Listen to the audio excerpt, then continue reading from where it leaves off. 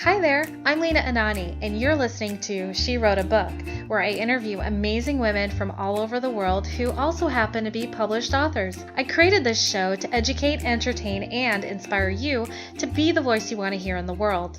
Now let's get started. You are listening to episode number 139 of She Wrote a Book, and today I'm interviewing Lindy MacLaine, author of the book The Curse of the Neverland. This book is a modern-day spin-off about the Neverland for ages 9 to 109. Tinker Bell is getting old, and the Neverland is dying. Its only hope lies with Piper, Peter Pan's orphan granddaughter, and her motley group of fellow foster girls. When Lindy MacLaine hit her midlife crisis of meaning, writing became a lifeline. Her message emerged as fiction, a fantasy adventure series entitled Piper Pan and Her Merry Band, including the first book, The Curse of the Neverland, and then her second book, Becoming Piper Pan. Again, her book is called The Curse of the Neverland. You can find the link to purchase her book. Okay, I gotta edit that out. Again, her book is called The Curse of the Neverland. You can find the link to purchase her book in our show notes for this episode at SheWroteABook.com/139. So, Lindy, it's such a pleasure to have you as a guest today. My first question is this: what inspired you to write and publish your book? Thank you for having me, by the way, Lena. My goal in writing the first book, it actually was to give myself a happy ending. As odd as that sounds, it was two things. One, I played Peter Pan when I was 11 on stage, and I had just a fabulous time at it. It was a really visceral experience of freedom and power and joy. But the one-off about it is, of course, I was pretending to be a boy, and I'm not a boy, obviously. So then the rules of the Neverland, I don't know if you remember from reading Peter Pan or the early, I think it's very clear in the book. I can't remember whether Disney makes that clear, but the girls could only come visit the Neverland at spring cleaning time. And so they had a very specific job in the Neverland, and it wasn't really to have fun and fly and have adventures. And that's what I wanted to do in the Neverland. So when I reached the point where I began writing and found my way to the genre that I'm working on now, it was really to return to that free time in my life and to make an empowered space for girls in the Neverland and to have my own metaphoric adventure. That's wonderful. I guess I don't recall reading the original books. Oh my gosh, I had no idea that it was so gender normative like that. Like the girls only it almost sounded like the girls were required to come visit when it was time to clean up after the Lost Boys. Like that's Exactly. a girl's role. And they were there to be the mother and to tell stories, and none of that is wrong, of course. And one has to remember that the author lived in a whole other century, and he was writing as a reflection of both who he was, and he was in a sense the boy who never wanted to grow up, and of course social expectations of the time as well. That's also a great point to make. Excellent. So tell me a little bit more about Piper Pan. Who is she? Piper is the granddaughter of Peter Pan, and so in my Neverland, Peter Pan is long gone, and time has been passing, and Tinker Bell's getting old, and the Neverland's dying. And so Piper knows herself as Piper Pizzini. She's 11 years old, and she became an orphan when she was 5, and her parents disappeared. Now, in her experience, she knows that they were taken away by a flying ship was flown by a dragon. So she knows that they went to the Neverland, but of course that doesn't fly in the real world. And so she's been through counselors and student and school help and all that, and they've all dubbed her as crazy. And so she doesn't tell many people, but she wants to get to the Neverland to rescue her parents. And she doesn't know that she's actually Piper Pan. That's part of what she discovers when she gets to the Neverland. That's incredible. Wow, that's such a cool, fleshed out idea. I love that. So in the description, is Piper considered? So Piper is Peter Pan's orphaned granddaughter? Yes, right. She learns that she's Peter Pan's only remaining heir, and then it's up to her to save the Neverland. But when she gets to the Neverland, and she gets there with the help of Tinker Bell, who now calls herself Belle, Belle, because she's now shows about 70 of her years, and she's but she's just the same that she ever used to be. She doesn't particularly like girls. She's kind of a drama queen, and she's a character. But when she brings Piper to the Neverland, she lets Piper know that she's brought her there to save her world. And Piper's like, "What? What are you talking about? I'm here to do my own thing. I'm here to save my parents." And Belle's like, "What? What are you talking about? You know about that?" And so they have this initial conflict. And Piper is so focused on avenging or finding and avenging her parents that she does not. She can't fly, and she's supposed to be able to fly, laugh, and crow like Peter, but she does not know how to do that. So this first book really, it's a lot about finding her place, finding her tribe, and then the book two addresses the question of how do you become who you're meant to be. So there's very much an aspect of coming into one's own in both books. Wonderful. And what kind of response have you gotten so far since you've released your book?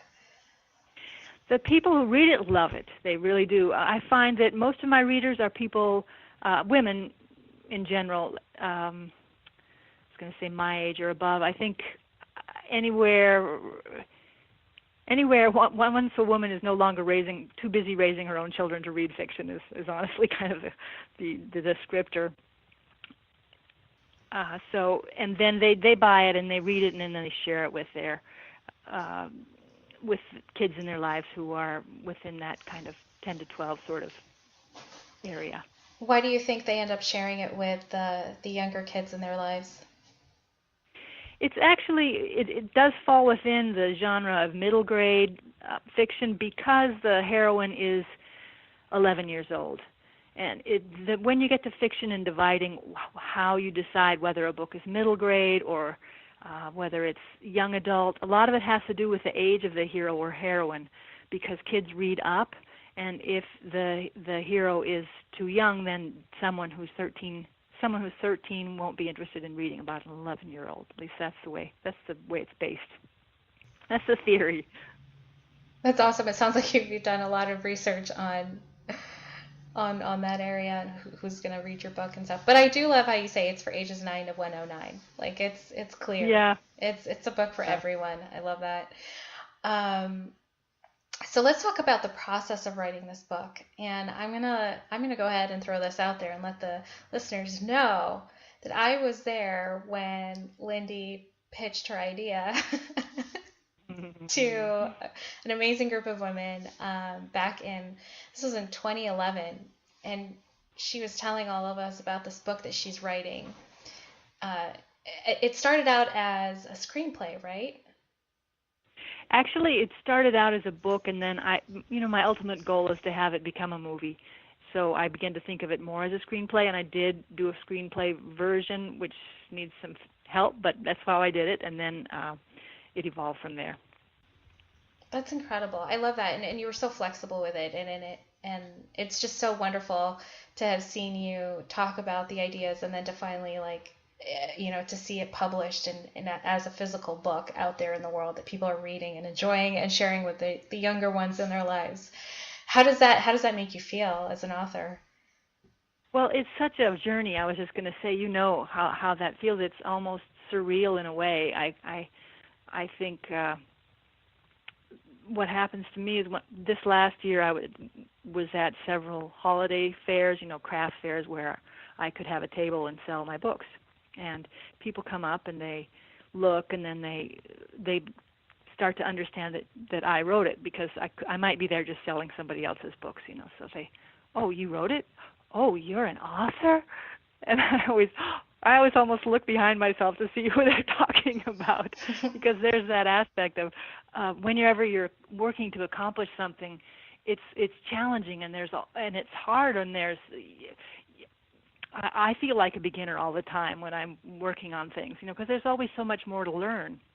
And so in a way, becoming an author has been a way to grow into a new view of myself, to take on trying to see myself as other people are seeing me when they say, "Oh, you're an author?" It is definitely an interesting journey. I always find it interesting because I've met some people who put me on that pedestal, like, "You're an author, wow." There are times where it actually feels good. My ego's like, yes, I am. And then there's times where like, please don't put me on a pedestal. I'll just fall right off. Like, it's like, Yeah. so I totally get that. It's like, wait, who are you talking to? Me? It's so great. Right. There is that, but then I've also had to acknowledge that, the dedication it takes to finish a book is enormous, because there are so many layers of doing it. There's creating the idea, there's finally getting a first draft, and when you're talking about something that's not just an essay, you're talking about a lot of pages. That's a lot of words, that's a lot of time. And then once you get through that, then it's nowhere near ready still. So you have to have the stamina to go back through and fix a lot of it. Then you have to be able to get feedback and be able to take that in. And then, there's just layer after layer of editing. And so to actually get it to a point where you're going to publish it, it's an accomplishment to feel good about.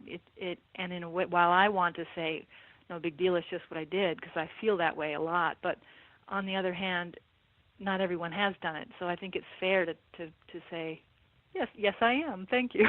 Yes, I am an author. Thank you. Yes, I am. Thank you. I love that.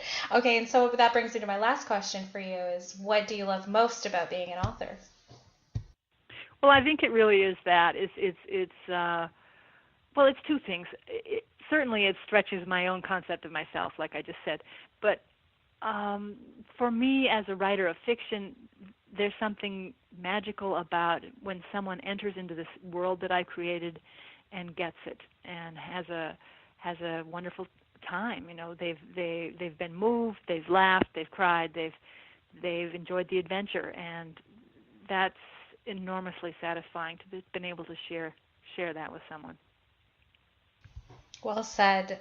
Well, Lindy, thank you again for being our special guest today. We will have a link to your book in the show notes for this episode, and our listeners can find that at SheWroteABook.com/139 to learn more about our author and her adventurous book. Lindy, thanks again. It's been a pleasure. Thank you so much for having me, Lena. Thank you for listening to She Wrote a Book. If you enjoyed this episode, then subscribe now so you can automatically get access to all new episodes, and feel free to share your inspired thoughts with us in the comments too. I'd love to hear from you. Until then, may you always feel good and make magic.